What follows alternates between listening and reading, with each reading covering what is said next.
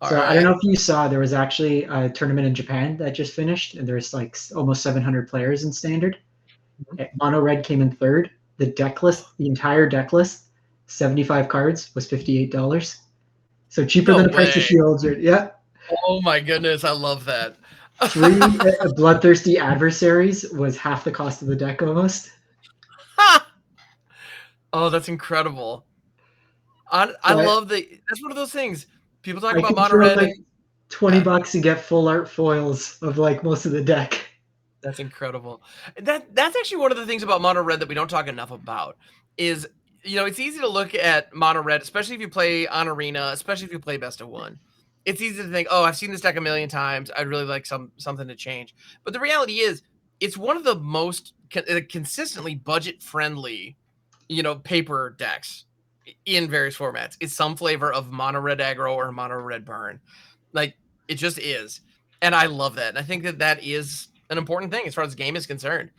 And yeah, and here we have the mono red deck, even on the draw, delivering a pretty impressive setup against Sir Hamilton here. Now the Beanstalk is live, so who knows what's about to happen. And the domain, there are 4 of the 5 land types represented as well. So we could easily be seeing a Leyline Binding come down here. So I actually find this matchup a little difficult from Mono Red's perspective, and I've been playing a lot of ramp, and I just keep beating up. So this deck has 4 Ossification, 4 Leyline Binding, so say 1 to 2 mana removal spells. This version, in addition, is playing 2 Virtue of Persistence, so a little bit heavier on black spells to have access to this powerful enchantment, which not only kills your creature, gives you 3 life. You have Herd Migration that gains you 3 life. And that's just, dealing with your board. Then they have an Atraxa. Then, Topiary Stompers online. This version's on 3 Archangels. So much life gain, stuff like that.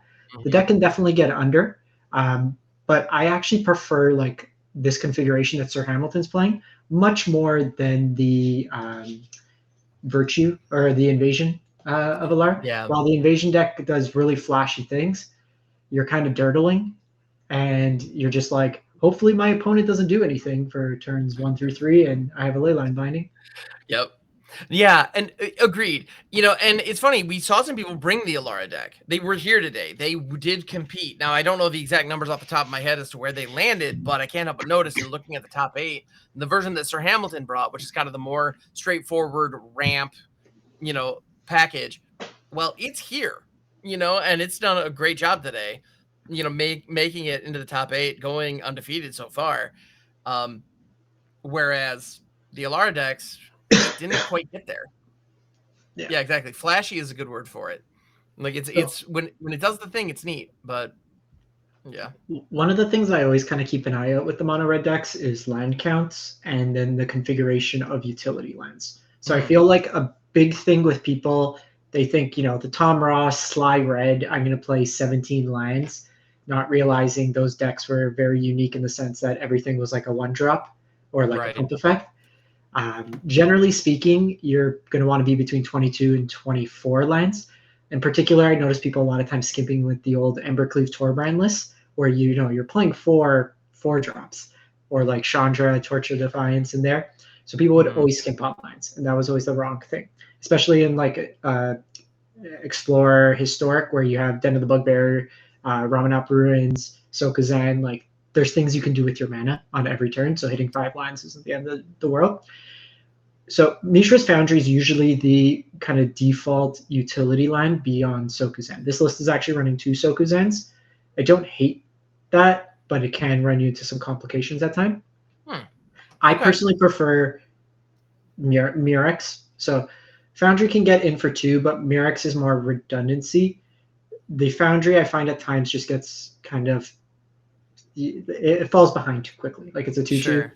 Like in this case here, like you're not going to be able to attack, where at least Myrex, you can kind of differentiate your threats and lets you play at more of an instant speed opportunity. In addition, I think regardless of what you're doing, so the one bonus of Myrex is at least it taps you for red on the turn you play it, so you can technically on turn 2 double spell. There's a lot of 1-drops, so you do want to double spell, especially if you have like a Swiss Spear plus like a shock or some type of effect. Don't play for Mishra's Foundries in your mono red deck. Oh You're my gonna get too goodness. many times where you're just not multi-spelling, and that's gonna hurt you more than anything, especially with the Godric's now that really care about getting those second permanents. I've played a lot of mono red in case you haven't noticed. And at this point Yeah. of the game, you go escape and concede. So Yep. No attracts hit in the field. That's that. Yep. so It is what what it are is. the answers for this mono red deck to a result Atraxa? So one piece of tech that's really interesting out of this deck is Soulless Jailer.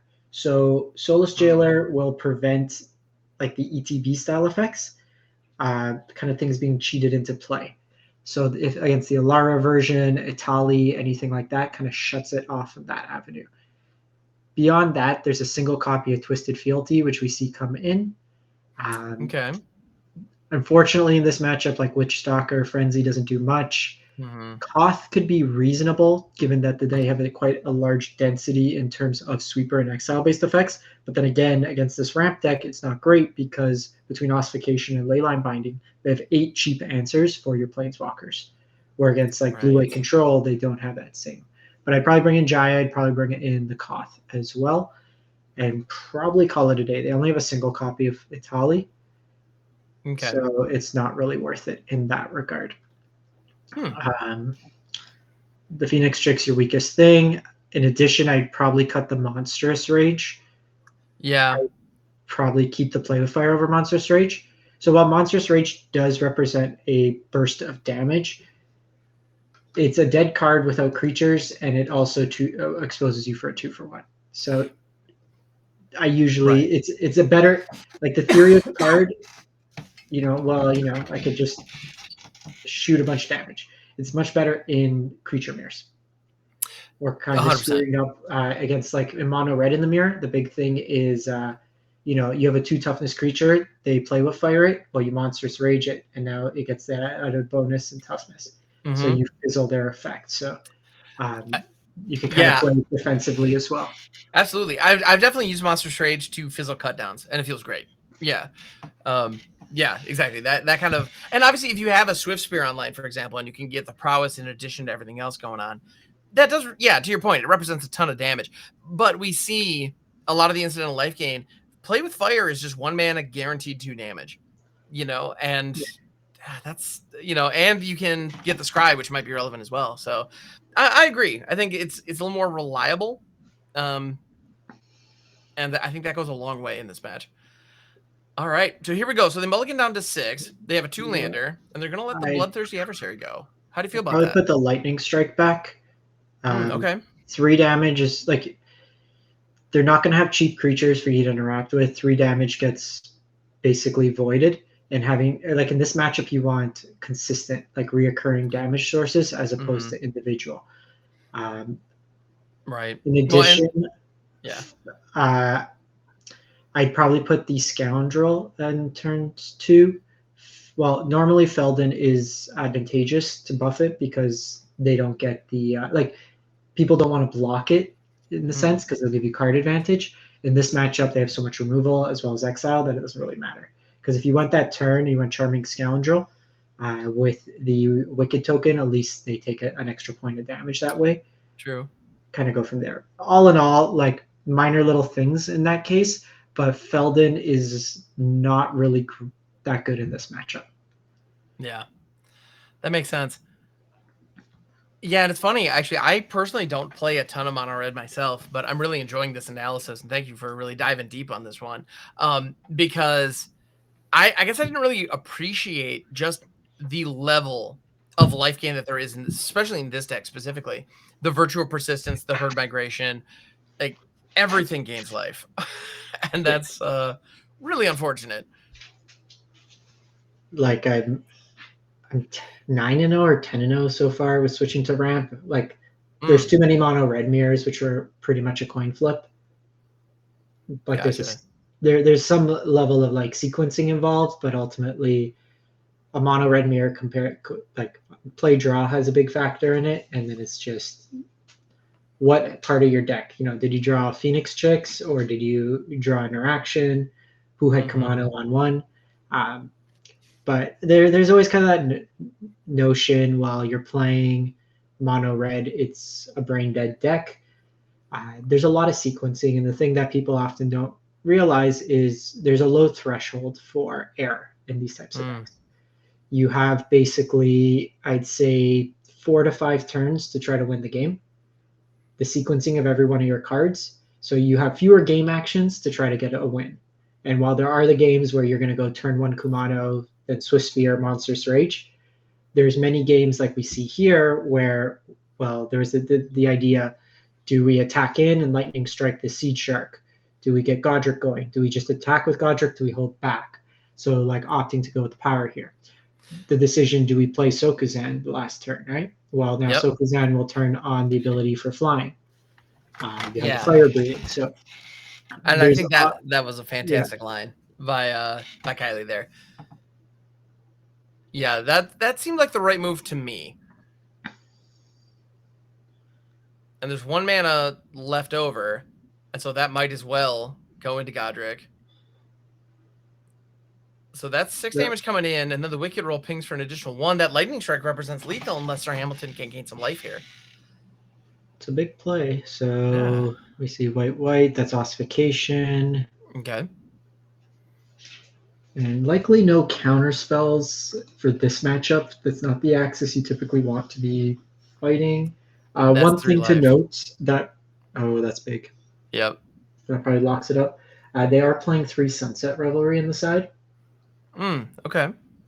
So impactful in terms of Revelry hits you on so many fronts. So it's going to gum up the board. It's going to be 4 life, typically the card draw. And we're seeing as the mountain flings, I will say they are using the correct mountains, the best mountains. Absolutely. Now, and that frustration is very understandable because at this point, Sir Hamilton's at 5. There's a Lightning Strike in hand. A Lightning Strike, a play with fire. I mean, there are a ton of ways to just find 2 damage. Granted, the board is gummed up right now, which is definitely unfortunate. And so, if only that had been something a little more... Yeah, well, just all it needed was some more targeted damage. Just a play with fire off the top, and that's game. So one thing like Sir Hamilton did wisely was there's kind of that notion my channel is an instant speed. They did it on their turn while Killy was still tapped out, just realizing, we need this 3 life now. Yep. As opposed to, and this is going to be a game where they ended up cutting a play with fire and kept in the Phoenix Chick. Yep. Which just doesn't do much in this matchup. Yeah. Well, and that's brilliant. And to illustrate your point, if they had waited, so if Sir Hamilton had waited till Keely's turn, and they had top decked a Lightning Strike, for example, or a play with fire, Keely untaps, goes to Lightning Strike the face. In response, Sir Hamilton channels. In response to that, the play with fire or the other Lightning Strike shows up. And that's just GG's. And here's Sokenzin, but there are enough blockers down, so it just doesn't one off do enough. Oh my goodness. So they're gonna send it. They're gonna put exactly 7 lands. Oh my goodness. Do they get aggressive with the host Seed Shark or Chrome Host? That's kind of the dream, right? Is that they attack with the Seed Shark, and then you top deck the Phoenix Chick. I mean, that's the dream. But Sir Hamilton knows about Phoenix Chick. That's not a surprise. So I can't imagine that the Seed Shark is going to turn sideways. Oh, that's more life gain off the Virtue. Oh, that hurts. I mean, that said, there's still only a 3. Oh, but here we go. Full send. Get down to 6. What is that top card? Sir Hamilton's up a game. This is just to stay in. Oh! There it is. No, don't flash a good game. Just rip it and see if you got it. No, you wait for them to do it. You do it on their upkeep. Oh, okay. They stole it. Okay. But, okay, so this is the exact line I was mentioning because they could have channeled to gain 3 life in response.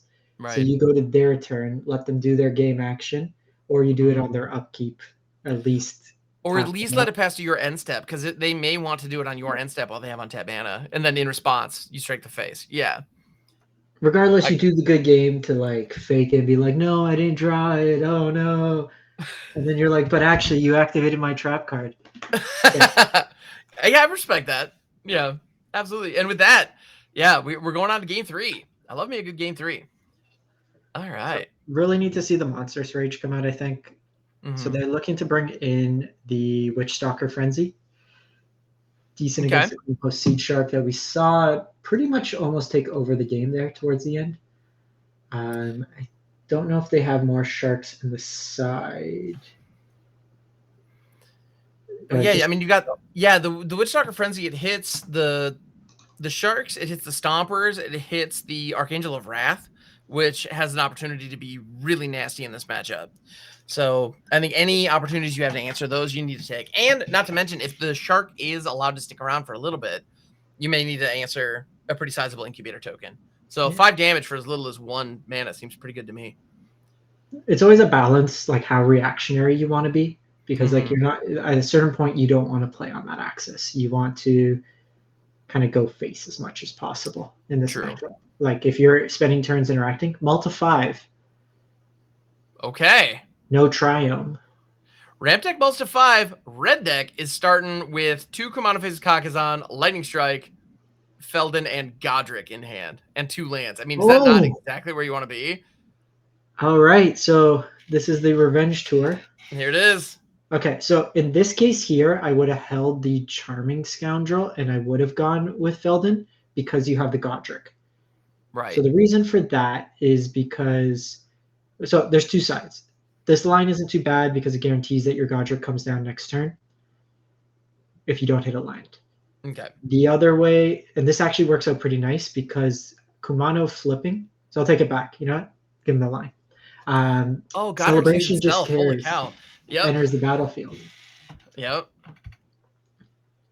It doesn't care how it got there. You don't need to cast him. Yep. All right, perfect. I mean, there's Sunset Revelry. Won't be enough though. No. So you go Swiss Sphere, you go Kumano. No, you go Swiss Sphere, Kumano, and then Monstrous Rage, and you win, or come close to winning. That seems good. Yeah, that's exactly it. So Swiss Sphere, you play first, get a Prowess trigger when Kumano hits. That deals an additional ping. Swing with, and that'll put Godric live. Or Godric in the air, rather. And then you Monstrous Rage.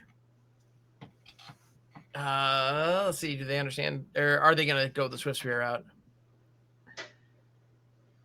That kind of maximizes your damage for the turn. It sounds correct to me. And then the following turn, you have Feldon to take advantage of the Chapter 2 on Kumano, assuming your opponent's still alive, which is definitely not a given. All right.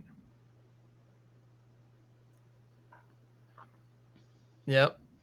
Full send, let them declare blockers, and then Monstrous Rage, whatever is getting through.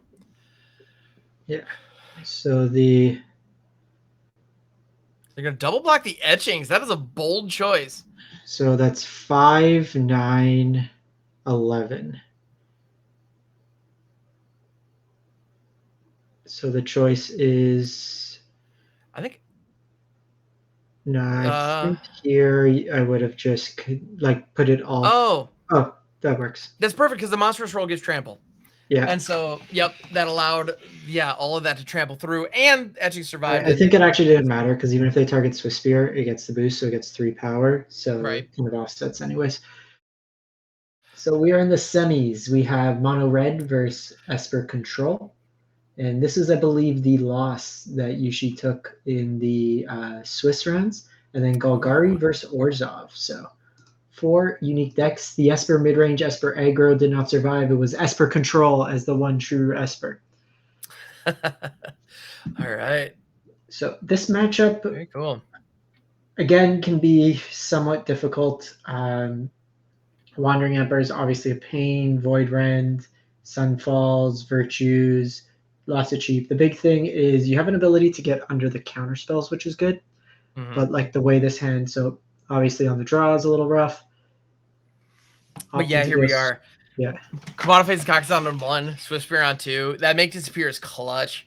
It's unfortunate if you're Kylie, but if you're in Riley's situation, you are very grateful that you had that 2 mana counter when you did.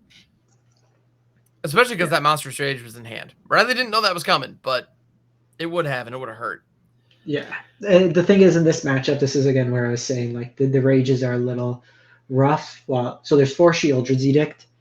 which Mm-hmm. can kind of mess you up at times. 3 Go for the Throats, 3 Void Rens Oof. is targeted removal, plus the 2 Wander. So this version's only on 2 Wandering Emperors, but a card that may come up as a reasonable kind of just drag them out kind of effect is 2 Teferi, who slows the sunset and puts you to sleep.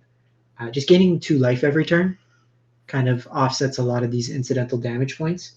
We got 2 Teferi Temporal Pilgrim, and then 2 Invasion of New Phyrexia / Teferi Akosa of Zalfir. So I'm not gonna lie, yesterday I crafted those for a blue-white tokens list, Nice. and I played the entire set with refusing to read what that Teferi did. I just said this creates a bunch of knights, and I'm playing tokens, and this has got 6 damage and 6 damage to the face. I went through just to the face, kind of I love being. it. Well, and honestly, those tokens are enough to make that card good. You know, it's like, yeah, if you can flip it, and you know, that Teferi it's a fine card, but I don't know if you can't, like, those tokens are where the money's at, in my opinion. So yeah, no, I think you played it just fine. I see no Every issue. set, there's at least a card where it's just like, I refuse to read this card. I refuse to learn what it does until it becomes meta. It's just, you know what? I'm happy for you. I'm sad for you. I don't know, but I ain't reading all that. Right? You know, I realized that was going to be a thing in Magic moving forward when we got to Strixhaven, and I saw the Deans, and it's like, you know what? And I've read all of them once, and I cannot tell you what most of them do. All right. So here we go. So we got Void Rend. So Riley here is spending 2 and 3 mana answers on 1 and 2 mana threats. And as a result, I mean, they're hanging on here, and Kylie is not getting anywhere near the purchase on this board that they want. However, Riley is at 14, and Kylie is representing more and more damage, and Riley only has 1 card left in hand. You know, they need to find some card draw fast, or this is going to be over. Yeah, so normally, like, it's tempo disadvantage to be doing that. Like, you know, your 3-4 removal spells. Mm-hmm.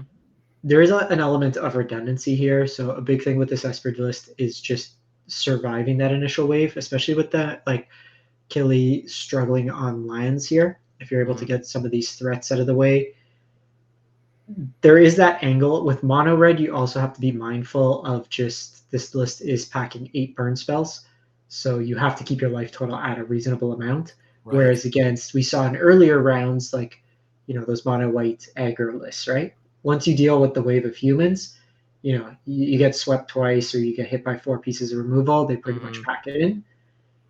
This list does have some redundancy. Even something like here with the Charming Scoundrel, it's going to, you know, ping you on the way out as it does coming in. Oh, absolutely. Well, and that's a great point, because, yeah, if you get to, oh my goodness, okay. So there's Silver Scrutiny from Riley. There's 2 mana open. That mountain off the top here represents a double spell on this turn. Now, we maybe see a counter spell coming off the other side, depending on what was drawn off that Silver Scrutiny. Yeah. So one thing to note, priority passed very quickly after the resolution. Mm-hmm. So counterspell is viable, but we also saw this Charming Scoundrel. So I think this turn you go for it. 100%. Yeah, no, if I'm doing this, Feldon is becoming monstrous. So I'd actually put it on the Charming Scoundrel because you want to. Well, my thought there was you want the Wicked Roll to fall off. Is that what you're saying? So yeah, the Wicked Roll will fall off, so you deal a point of damage. But also, if they do have a piece of targeted removal in that instance, them killing Feldon doesn't net you any advantage. Them killing Charming Scoundrel makes them lose a life. True. Okay, fair point. So it's kind of, you're trading a point of power in the fact that, like, the rolls replace themselves for the 1/1. Mm-hmm. But usually, like, you want to steer removal to your things that have the Wicked rolls. Right. And the rolls are actually really interesting. They're a little confusing when they first came out, but, like, I played a lot of Limit, and they had a really, like, nice. So, like, in this case, right, like, Void Rend was, and it seems like that's what they drew for the turn. But, like, they're basically in a situation now that they can't actually win the game. Yeah, and now you just let this Void Rend resolve the Wicked, trigger, kills them. Yeah, and that's, I mean, to your point, when you're going up against those white aggro lists, if you hit them with a sweeper and you stabilize the board, even if you're at 2 life, you're probably fine. If you're going up against red, if you're at 1 or 2 life, any card off the top of their deck could be your last. And there's Well, they were just is fairly what it is. limited. Like they had some life Mhm. gain options. Like they could have got the Black Virtue, but anything Mhm. that was just say kill creature, no upside, would have kind of got them in. So in this match here, it's a little interesting because they have a density of planeswalkers that's not just the Emperor. The Lithomantic barrages can be reasonable. I do like Urbrask's Forge against this deck. The one thing I Mhm. want to see is the number of farewells, because that's usually going to be the mirror breaker. One farewell. Ooh, okay. But the thing is, this version is playing 3 Void Rens, which does have the ability to hit. So I think what you do, wisely taking out the Monstrous Rage, as we kind of Mhm. called out, bring in your Planeswalker package, and then probably. So I know a lot of the list play Furnace Punisher. I don't like it in the Yeah. sense three mana is a lot to just not impact the board the turn it comes down. There's so much cheap removal that they can answer it. It just gets cut up with sweepers. I I wouldn't be bringing it in, and I would just cut a Phoenix chick. Like Koth has a lot more utility, I think, just Okay. because it presents a threat that they need to answer that doesn't get hit by removal. It thins out your deck, and the ultimate wins games. Koth is actually my favorite Historic Brawl deck, Oh, nice. Okay. so I I'm a little biased there. I respect it. I've gone up against Koth a couple of times, and yeah, you can honestly do mono red control with Koth. It's kind of wild, and if I enjoy doing a lot of creature based mid range stuff, and so I'm familiar with how red can take it down, and Koth is pretty darn good. All right, so here we go. We're going into game 2. Kylie on mono red up a game. Here we see a starting hand with 4 mana. They just draw another mountain as well. But they have 1 Monastery Swiftspear, Bloodthirsty Adversary on 2, and then Forge on 3. I mean, the curve out's right there. Looks pretty good. So one thing you might want to do is play the Mishra on 2, especially with drawing another line there. Mm. If they have open mana, I don't think you want to stick the Forge. Okay, so Make the Spear coming down here is impactful. There is a line next turn, and this is probably the worst 2 cards you could have drawn in succession, just Mountain after keeping 4 lands. So jamming it into open mana is a little risky. Definitely. Because if this thing This sticks, you're Forge, going to have a great day. But if it doesn't, yeah, or it gets Void Rend, yep. because the upside. So if they don't have Void Rend and they have just any removal, they kill the Swiss Sphere anyway, so the prowess doesn't matter. In the scheme of things, like 1 additional power is not going to make too much of a difference. Drawing another Forge there is great. Absolutely. Let's see, you got another Rend. Well, the Okay. trigger's going to happen. We're going to combat. Okay, the Swiftspear does have a throat. Okay, so this Forge sticking is going to be a big impact. Absolutely. Oh, and here comes Godric. And when the Forge creates its token, that'll be the second permanent entering the battlefield. Yeah, really nice synergy here.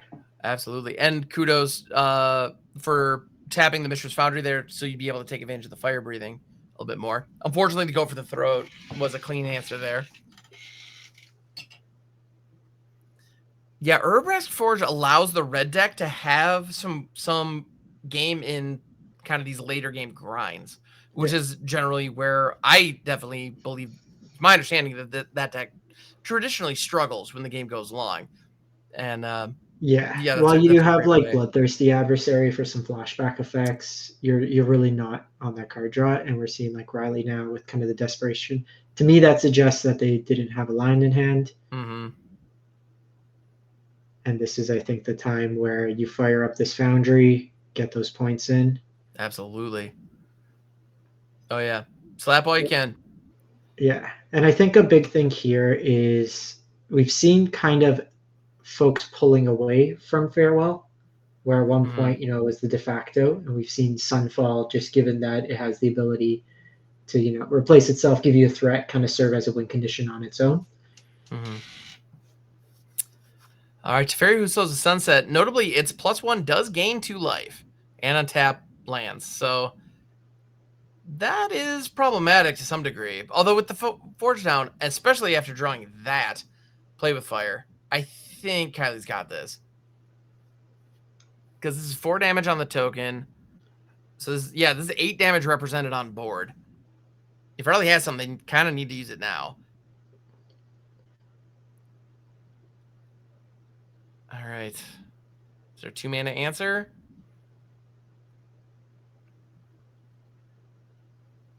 Shadow's Edict. Sacrifice a token. The only token is the Forge token, which was honestly going to die anyway, but it is the most power, so this makes sense. So it's actually an interesting line here because you're 1 point short. So the consideration is, are we pointing this damage face or are we taking out Teferi? Teferi kind of neutralizes the play with fire anyways. Mm-hmm. So there's not really a kind of warranted effect there. Teferi also could represent just minusing to find something like Void Rend. Right. You can also find a Wandering Emperor. So there is some instances there where it can have an effect. This is the turn where they could hit the 6th mana and have Farewell in hand. So is it worth going down 2 cards in hand and 5 potential damage to the opponent to get Teferi off the board here? So I think you can make a good case for it, you know? So Teferi goes to 8, that's 5. You're still 1 short if they Farewell. Because they go to 8, you do 5, you have this Mishra. Mm-hmm. But then that does open you up to any haste, any burn. A second Mishra lets you put some power on it. So and we see Killy here kind of.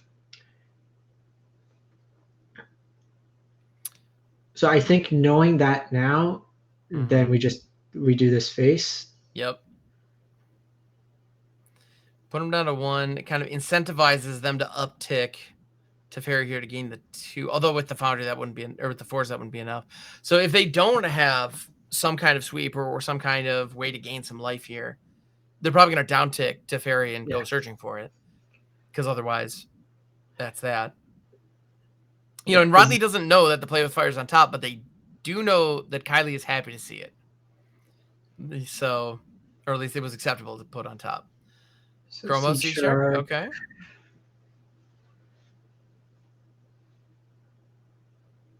That actually represents a bit of an issue, but yeah, the play with fire is now no longer lethal on its own. Well, the thing is, you can still fire up the Mishra. You still have the token. Mm-hmm. And the thing is, I guess cut down would be the only way that they get out of this. And right. Assuming they play cut down. Yeah, they don't play cut down. Okay. Yeah, send them all in. 8 damage represented. The most you can block would be 4. By putting the Chromos Sea Shark in front of the token. I'm assuming this means they have some kind of removal for the token itself. But even that, if the chick connects, yep. Yeah, so just play it, go to damage step, just in case they have something weird. Mm-hmm. Actually, I didn't check sideboard. It wouldn't be unreasonable to see cut downs on the side. Yeah, so let the damage go through, bring them down to 2, and then you get priority post-combat. Oh, gives them the thinking. Yeah, there it is. Oh, man. Think of the top 8.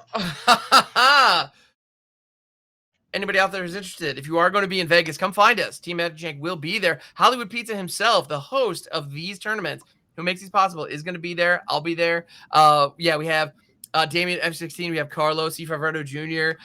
We also have Isaiah MTG, draft genius, if I may say. Headology, speaking of, is also going to be there. Like it's going to be a party, man. It's going to be an absolute blast. I heard instead of tokens, Hollywood's just giving out slices of pizza to anyone that comes out to him. I don't know where he's getting all this convention pizza, but yeah, he's actually going to be purchasing just a huge like walk along cart full of pizza, and if you come up and just say, "Yo, dude, pizza," he gives you pizza. That's just he's going to do it. It's crazy. I don't know how he's going to afford it, but yeah.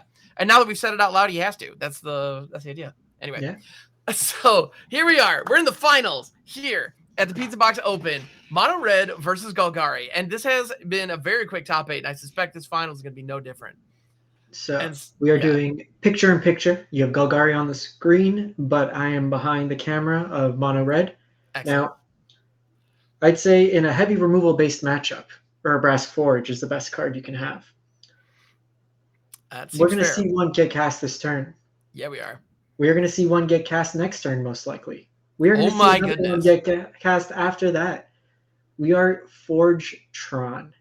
And The best three cards.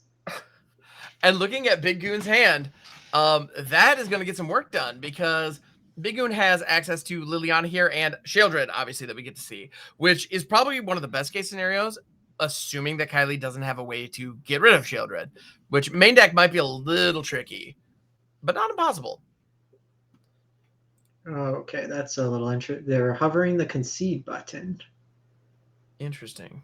Seems a little. So they do have a Godric, so they can go Forge this turn, Ooh, punch in okay. a couple points, block with the adversary, go Godric next turn. They also have Charming Scoundrels in hand. So if they hit a land, they can go Scoundrel, make a treasure, cast Godric, attack for a bunch, have the Charming Scoundrel back. But again, Sheoldred just the bane of everyone's existence. Pretty much. Yeah. No, Sheoldred, I mean, yeah, it's a 4/5 that gains you life and pings your opponent. I mean, we all know it. It's incredibly powerful. And specifically, if you're a mono red mage, she's incredibly difficult to block. She's tough to attack through, and she gains your opponent life. Like, it's just, it is just a cavalcade of all the worst things. So Charming Scoundrel is going to move. All right. Yeah. And there's the scoop. Okay. Wow. Can't get through Sheoldred apparently. Or, yeah, doesn't believe they can. Interesting. All right. So they did do the loot there, trying to hit. So they made more to Witchstalker Frenzy. Okay.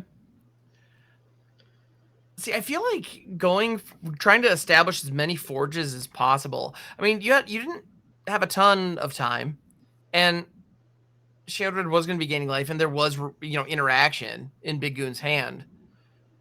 But I don't know, that scoop felt a little premature. Big Goon had an advantage, but I don't think Kylie was completely out I of it. think in the finals you play a couple more turns. Mm-hmm. Mind you, the thing to keep in mind at this point, like we're talking, like I've only been on for 3 rounds, you've been on talking, but talking and playing are two different things. These competitors are now, Absolutely. this is their 10th round of Magic today. Oh yeah, no, it's definitely been a long day for both of these folks. So yeah, I get it. My go-to GP motto is O2 drop, go get lunch. Hey, I'm right there with you, man. Yeah, absolutely. I've only participated in a couple of competitive events, but I'm that guy who's still playing at 1 and 3, and people are like, "Why are you bothering?" It's like, I came here to play Magic. I want to play Magic. Like that's. I'm not gonna lie, there was a sealed like RCQ yesterday. Mm-hmm. So my friends are like, "Oh, come out!" They're like, "It starts at 12." Okay, I'm sure. like, "How many rounds?" They're like, "Well, last time, like when my buddy stopped, like he went to the finals, he's like, yeah, I got out at like 10 p.m." I'm like, that's like 10 hours of Magic too much for me. Woo! I'm like, Yeah. I'm on my pre-release, show up 3 hours, come home, eat dinner. Exactly. Yeah. Yeah. Exactly. I want to get to the game store at 6 and be home by 9. That's yeah. All right. So here, looking at Big Goon's hand, there are some phenomenal cards. Unfortunately, only one land. So I think this is a pretty easy mull, even on the draw. Yep. So we had 4 lands, 2 Kamanos, and a Forge Mill into 7 spells, no lands. Oof. Mull to 5, we got 5 lands, Kumano, Witchstalker Frenzy. So Ooh, okay. I think that opener might have been sufficient just behind the power of Forge. Like Kumano's had some redundancy, but I don't think in this matchup your individual card quality is so much lower than your opponent's Absolutely. that going down cards, especially when you don't have card advantage, is not the best. And hitting your lands, you had some reasonable threats. Again, Forge is the best card. We're going to see a Godric come down and get the added bonus. Okay. Excellent. Now, Yeah. the two cards in hand are Sokuzen, which can be activated through the channel ability with the reduction. So we get another Godric. And then notably, the answer to Sheoldred is in hand this time with Witchstalker Frenzy. How are things on Goon's side? Oh, wow. So Goon actually does not have a third land, unfortunately. So they have the Go for the Throat here. In hand, there is a Glissa Sunslayer, Blossoming Tortoise, and Sheoldred. If the lands show up, Goon is going to be all set. Additionally, there are 2 cut downs, which can help survive. And that was a Graveyard Trespasser off the top. So Goon is just stuck on 2 lands. You know, at this point, they've answered what Kylie was doing pretty comfortably, but... And then meanwhile, on this side, we have only lands. Lovely. So that Go for the Throat was kind of clutch, though. Just being able to kind of shut off. Oh, absolutely. That cut off the pressure big time. You know, if there was any non-land they were going to draw, I'm pretty sure they were glad it was that one. Yeah, now Trespassers live. So yeah, Witchstalker Frenzy coming down. And just like that. This Golgari list is quite the nightmare for mono red. Cheap removal, hard to deal with threats. Like you're 2-for-1ing yourself all across the place. Yeah, and the nightmare continues with that Glissa. So unless we can trigger Celebration, Godric is going to be grounded. Well, you know what triggers Celebration on its own? There are actually a lot of cards in that deck too. Well, Forge in does. Particular, Charming Scoundrel. Yep. So Scoundrel comes down. I would say play a Wicked token on the Godric. Gets flying. You can Fire Breathing 2. That gets it to 7 damage. That's a lot. Yeah. And I think you just push all in here. Yeah, because that puts Big Goon down to 1. And then it basically invalidates them. Blowing up the enchantment doesn't do much because they just take damage. It's like the last thing. Yeah, exactly. So at this point, and actually Glissa can't, I mean, Glissa's attack on the Crackback is not going to be particularly good because if they choose the draw card mode, they're dead. And additionally, the turn after, they need to somehow gain life here. And this card is not going to do it on its own. Because right now, if Godric attacks, it's over. Even just killing Godric, it's over. Yeah. I'm sorry. Can you hear my dog snoring? A little bit, but yeah. Yeah. So the card that Big Goon drew was a Llanowar Waste. So they have Sheoldred, they have Tortoise, they have the the Cottage as well. But if Godric dies, the Wicked token goes to the graveyard and pings for 1. So I believe that's game, and Kylie's got it, and we go on to game 3.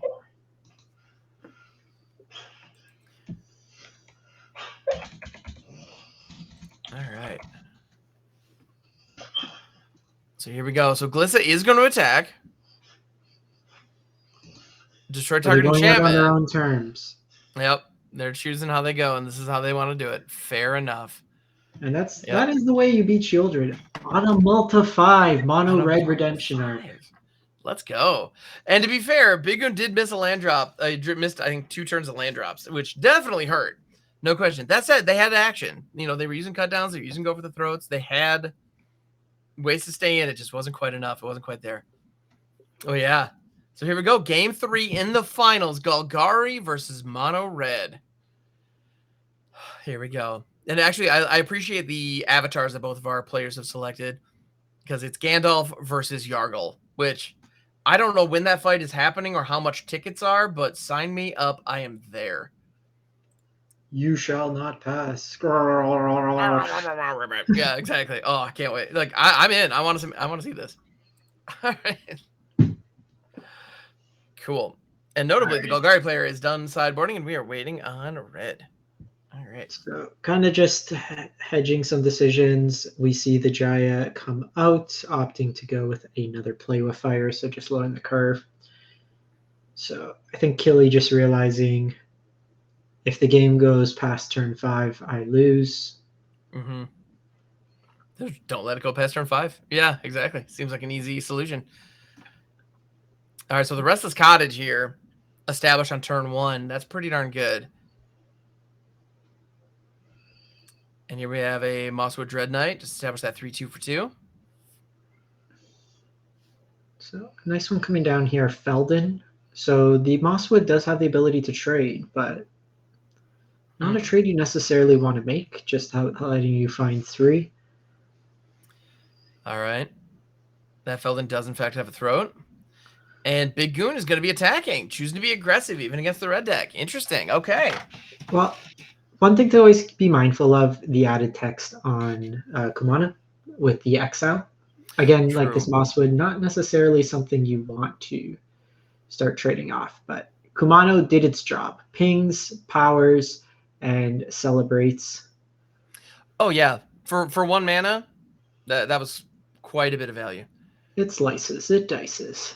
Oh, yeah. So here we go. We got a Shadow and another Dread Knight. Putting the power on the board. So Big Goon decided, you know what? I've got a pretty aggressive hand. Let's make this a race. And next turn, there is actually the one card in Big Goon's hand is a forest. And so as a result, the cottage is going to be in the mix next turn. Or the Misery Shadow could just become huge. So, yeah. So Killy is drawing nothing but Godric's. Oh, no. So 2 Godric's, but notably 2 Sokuzans in hand. So the channel can work to throw in like 4 points of damage, gives you 2 blockers. Now the trample is obviously relevant out of the Mosswood, but could buy a couple turns to just kind of punk through. There's also a single copy of the Witchstalker Frenzy in hand. So depending on what angle they want to go, they could play a land, Witchstalker, the Mosswood, attack in. I personally like just Sokuzaning here, get the blockers, and kind of going from there. Yeah. Well, because at the end of the day, if you can chump the Misery Shadow, the 6 damage from the Knights is definitely relevant. Like, it'll definitely add up, but the Misery Shadow could hit for as much as 7 damage next turn if you don't have a blocker live to deal with it. Yeah. Also, huge shout-outs to Jaffer for the raid. Thank you so much for sharing your community with us. We really appreciate it. And Raiders, welcome. We are here in Game 3 of the Pizza Box Open Standard. And we've been seeing a lot of fantastic stuff. And here we are, Game 3 of the finals. Golgari midrange versus Mono Red aggro. All right. So, minor point here that we'll see is opting to play the second Sokuzan, which, if they attack with the 3 creatures, turns on Witchstalker Frenzy's reduction. Oh. Interesting. Let's see what happens. Are they playing around it? Do they know? Ah, looks like they are playing around it. They do know that the Witchstalker Frenzy is in the list. So they're going to assume. But by attacking with the cottage and getting the food token, that now effectively adds 3 life. Which is pretty darn nice. All right. So a bit interesting there to go with that line, just given that now Godric kind of gets shut off. I think I would have held the second Sokuzan. Just to give you, again, more blockers to come up the board, but also the ability with Godric to just come in. Right. Yeah, and if you're Big Goon, you're making this trade all day and not thinking twice about it. Granted, there's another Godric coming down, so yeah. But you didn't know that.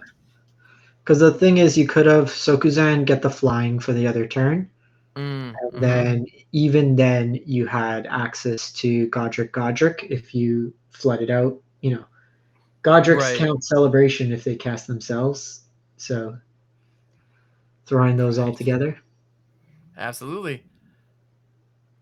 All right, so the Dread Knight's coming in. Now, Big Goon also has the Dread Knight in the graveyard. It's in that use it or lose it state. All right. So they can let one go, and they're going to keep the mana open. They do have a pretty meaningful card in hand if Kylie throws down an enchantment, such as Kumano Faces Kakazan.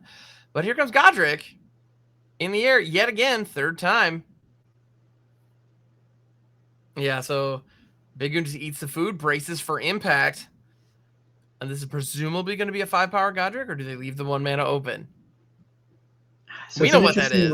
Because then you telegraph the fact, I think you activate here. Because you are just getting the point of damage in. You're going to be chump blocking regardless on this board state.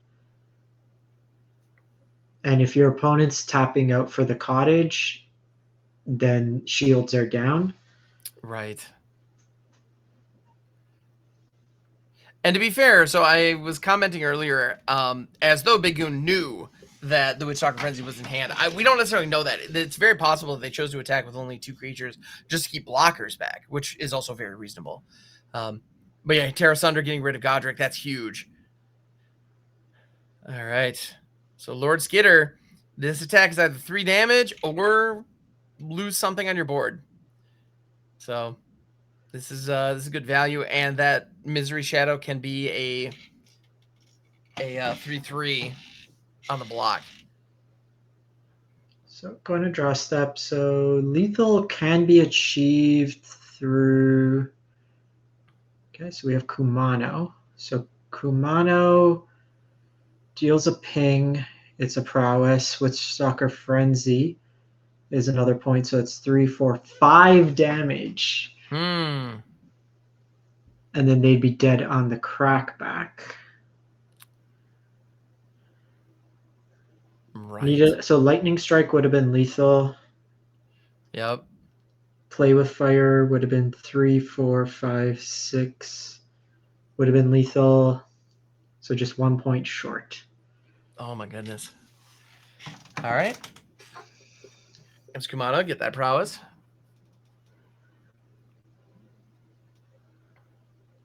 Now they can attack with the Swift Spear, blast the shadow, keep the spirit back to block. I did it for 3 damage. Is that worth it? I guess you can attack in. They block with shadow.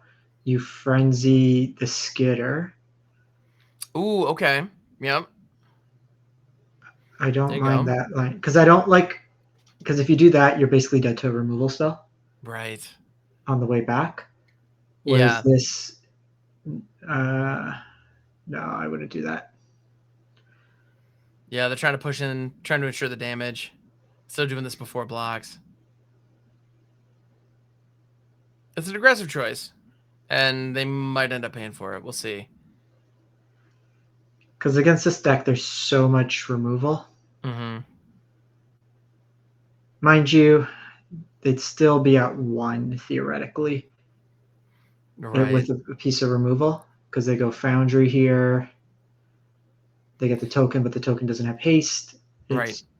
Goblin Rat Master, not Goblin Rabble Master, so no haste token. Exactly. All right. And that, using the Foundry there instead of the Cottage was a very shrewd decision, because they actually drew a really good 3-drop that we're going to see here in about a second. Yeah, post-combat, it is no doubt coming down. So 1, 2, 5, 6, 7. So you have to block here just proactively against Graveyard Trespasser. Yeah, there's creature in opponent's yard.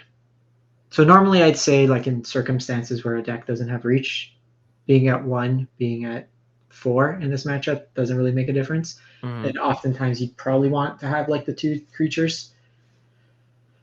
Right. But yeah, here we are. And it's funny you mentioned Graveyard Trespasser, actually, because that is the 1 card in Big Goon's hand. So allowing it to all come in here, Big Goon wins this match and takes down today's open. And here we go. That's exactly what's going to happen. Boom. All right. So Kylie weighed the risk and the reward, took a shot, and against all odds, Big Goon had the 1 card that could seal the deal.